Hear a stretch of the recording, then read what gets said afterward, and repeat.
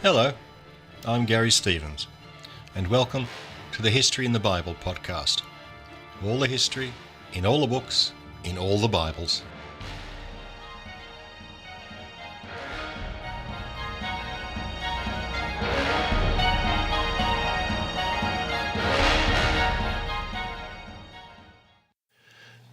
Episode 1.17, God's Barbecue.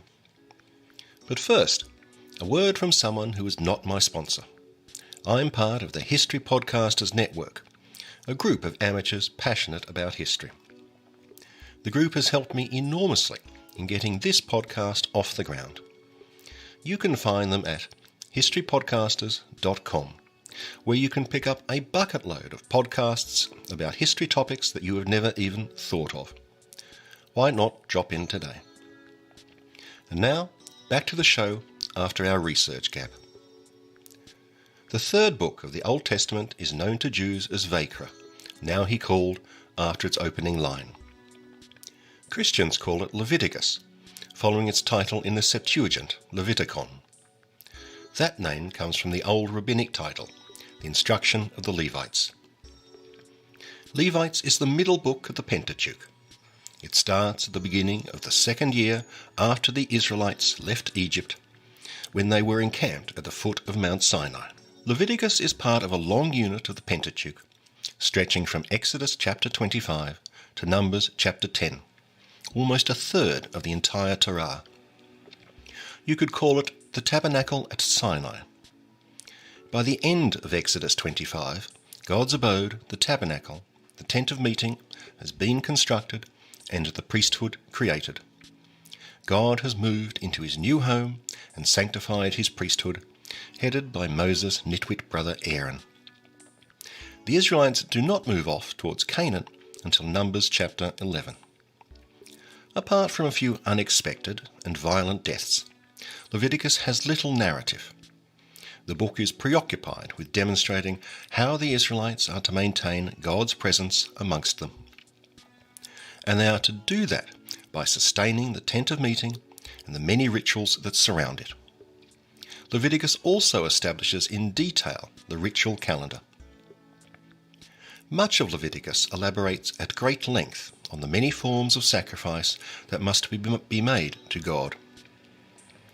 Although sacrificial worship ceased with the destruction of the temple, many Jews still embraced these commands, arguing that to simply recite the sacrificial instructions was the same as actually making the sacrifices.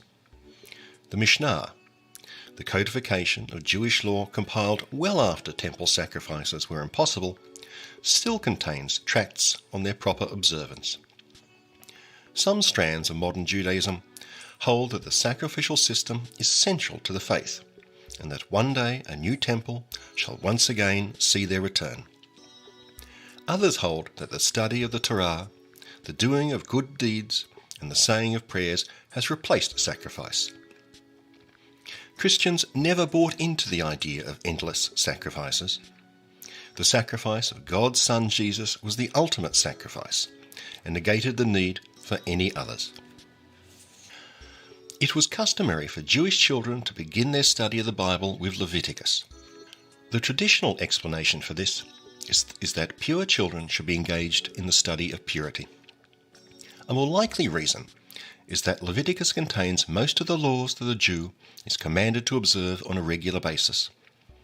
Among the institutions still central to Judaism, which derive from Leviticus, are the dietary laws, the rituals surrounding the great festivals, and the laws regulating sex, marriage, and family purity. Leviticus is a book of boundaries, of drawing lines between holy and common.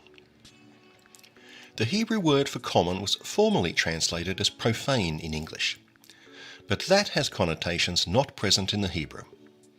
In Leviticus, holiness means being dedicated to God, of being separate from the common. To be common is to not be holy, to not be specially dedicated to God for God's use. But there's nothing bad about being common. Holiness means separation from anything that could remove its sanctity. Holy things are holy because they are removed from common things by rules and safeguards, rules that prevent them reverting to being just common. Leviticus is full of these rules. Leviticus concentrates on threats to Israel's life with God.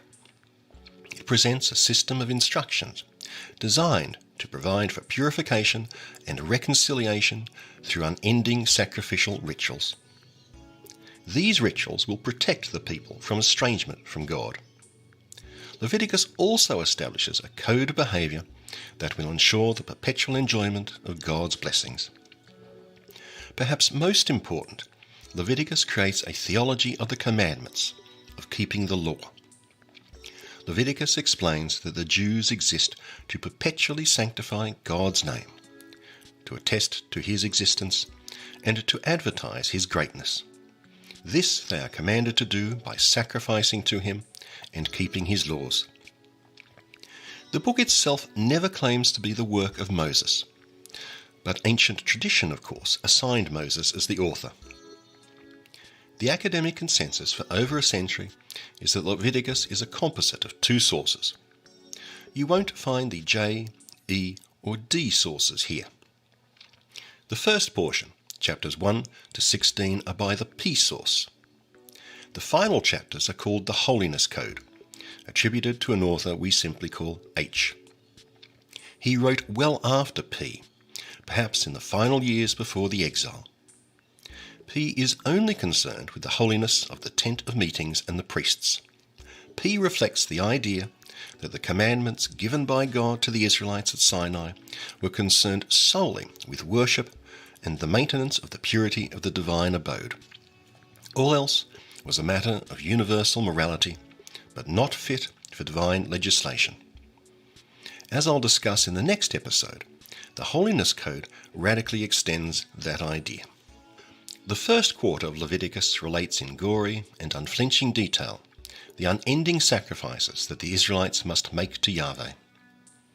I'm going to quote at length from Leviticus here, just to show how important the sacrificial system was to the ancient Israelites.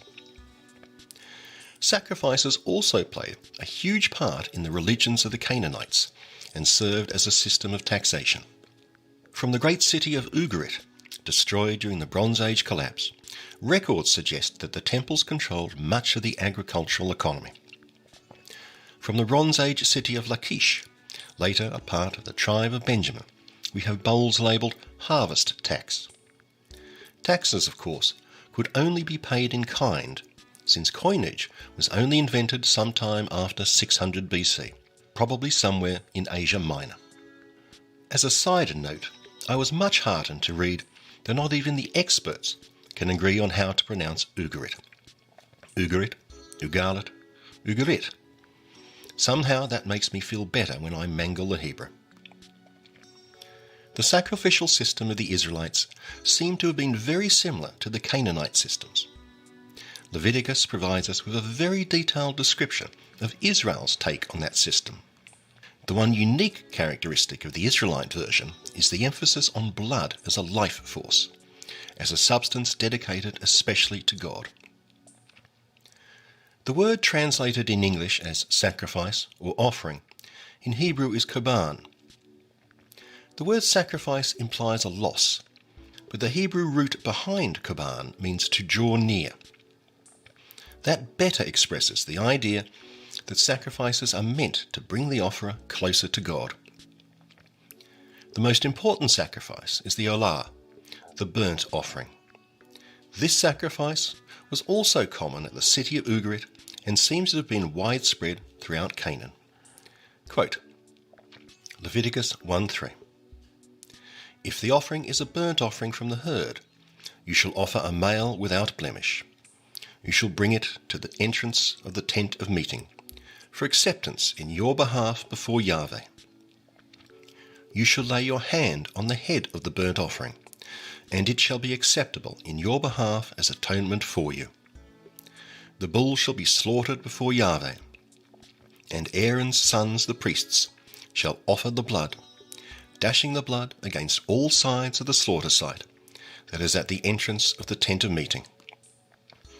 The burnt offering shall be flayed and cut up into its parts. The sons of the priest Aaron shall put fire on the slaughter site, and arrange wood on the fire. Aaron's sons, the priests, shall arrange the parts, with the head and the suet, on the wood that is on the fire on the slaughter site. But its entrails and its legs shall be washed with water.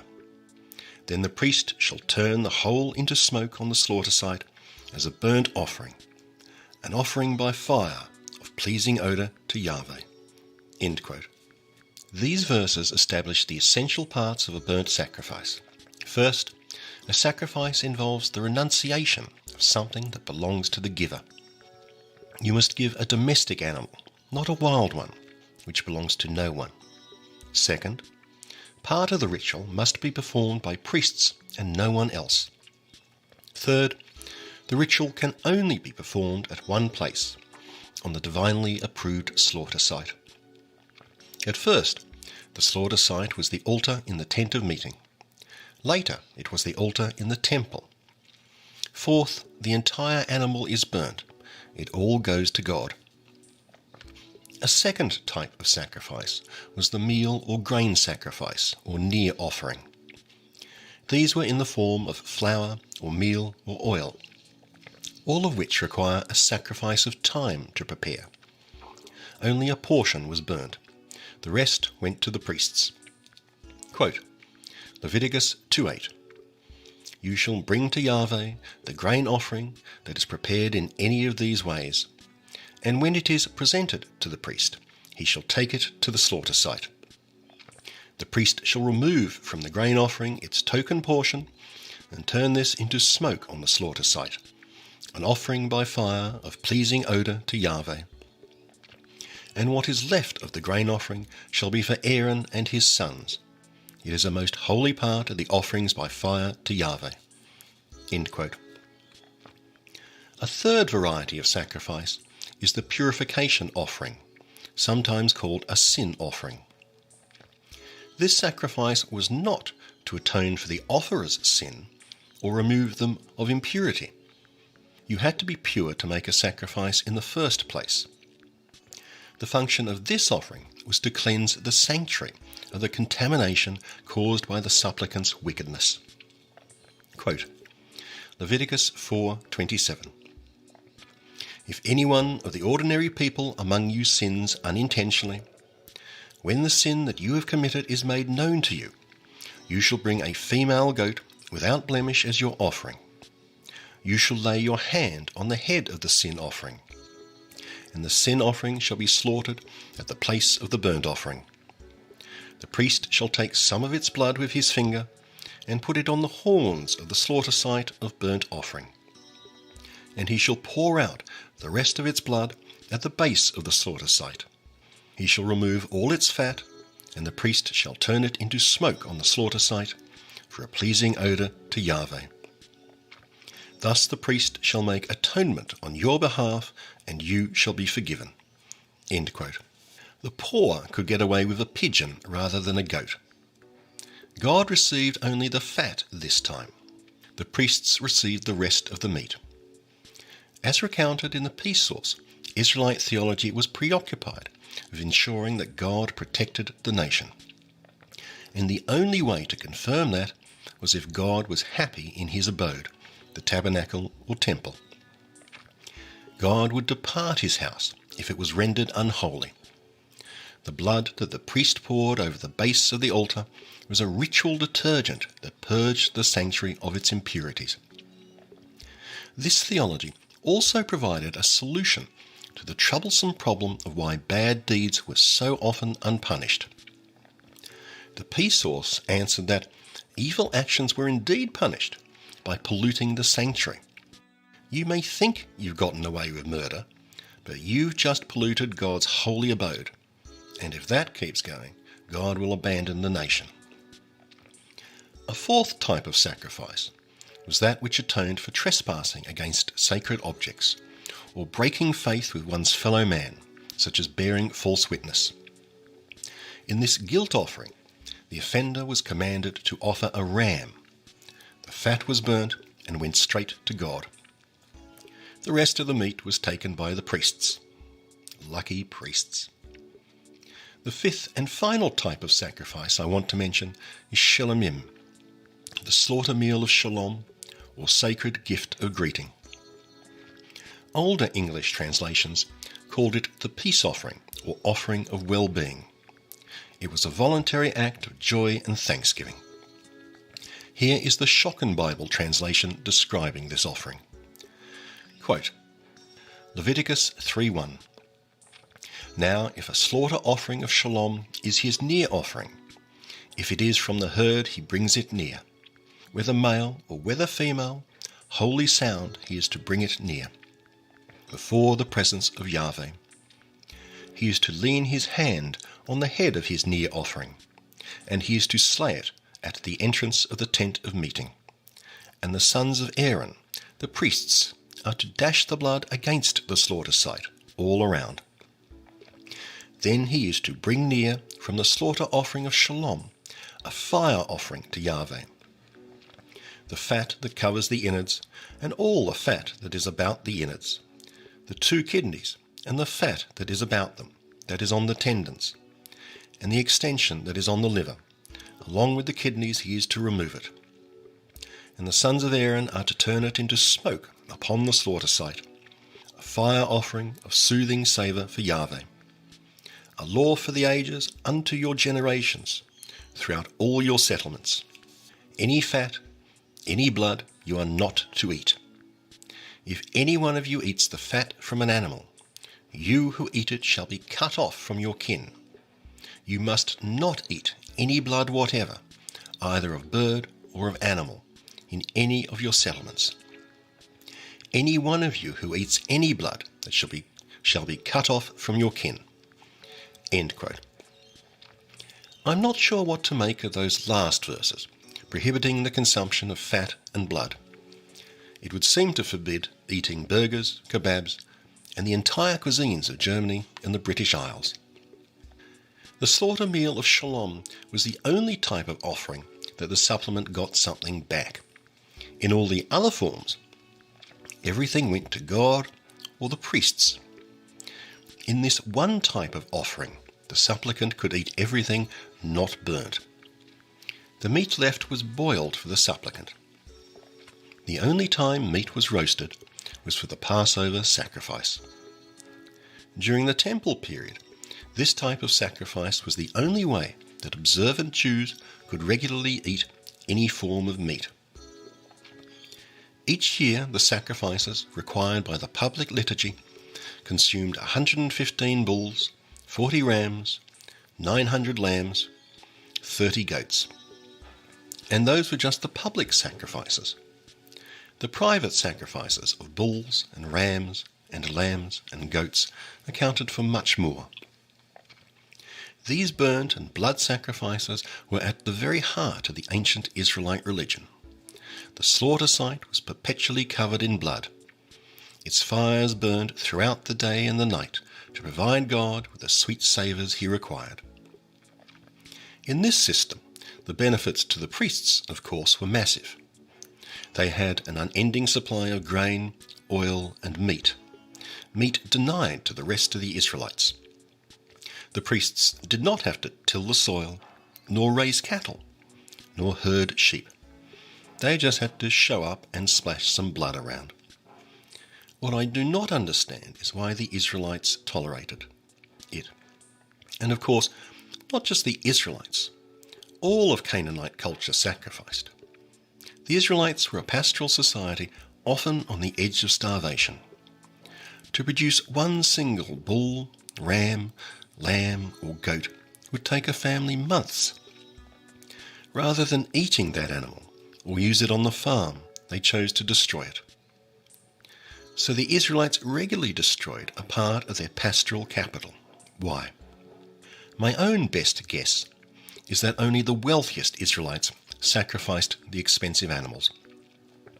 Poor people simply had to bring a modest offering of flour or oil, or at most a pigeon. To use the economist Thorsten Veblen's term, the wealthy engaged in conspicuous consumption to display their economic power to society. By sacrificing expensive livestock, the wealthy could transform their economic power into symbolic capital, as the French sociologist Pierre Bourdieu would put it. We are both rich and holy, they would say. We deserve to rule. Begone, peasant. There you go. Two of my favourite theorists, Veblen and Bourdieu. Why not look them up? In Genesis, the patriarchs made offerings where they pleased. But now Israel had a proper home for its deity. Leviticus is adamant that sacrifices can only be made at the tabernacle and by implication its successor, Solomon's temple in Jerusalem. Matters became rather more complicated after the Jews returned from the Babylonian exile. The sacrificial rites had ceased when the Babylonians had destroyed Jerusalem and the temple in 587 BC. 60 years later, one of the first things the returnees did was to reconstruct the slaughter site and then lay the foundations for a new temple. The sacrificial holocausts resumed, and again God could smell the sweet savouring smoke. God would have another 600 years to enjoy the aromatic barbecue before the Roman general and later Emperor Vespasian would destroy the Jerusalem temple for a second and final time. During that period, two other sacrificial temples sent their sweet savouring smoke to Yahweh. One was at Mount Gerasim, the holiest site of the Samaritans, who claimed to be the successors to the northern kingdom of Israel. Mount Gerasim is near the ancient Israelite city of Shechem. It lay in the territory of the northern tribe of Manasseh. It is now Nablus on the west bank, about 53 kilometres north of Jerusalem. The temple's existence was not confirmed by archaeologists until the late 20th century.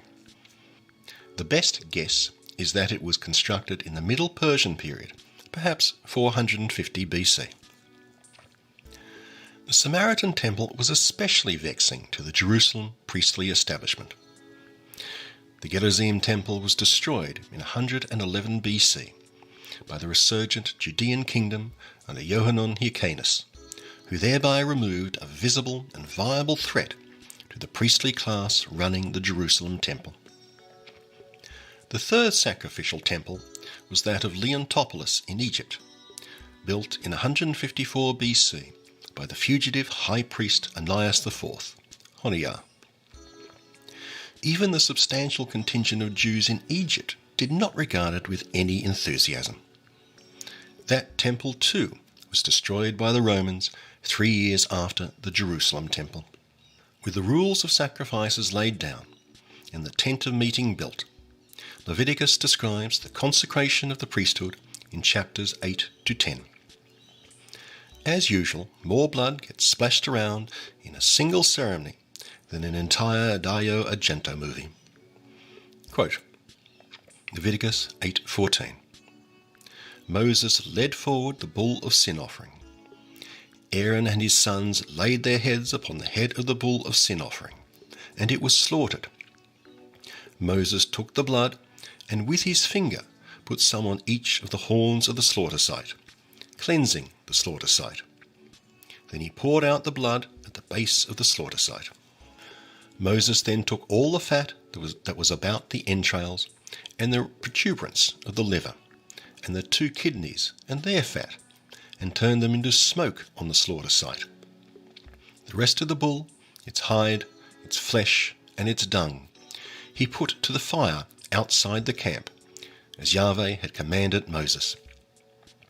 Then he brought forward the ram of burnt offering.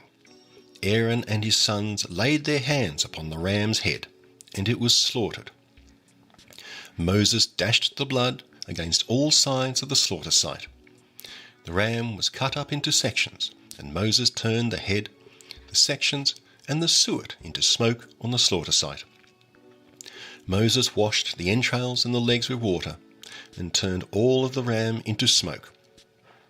That was a burnt offering for a pleasing odour, an offering by fire to Yahweh, as Yahweh had commanded Moses.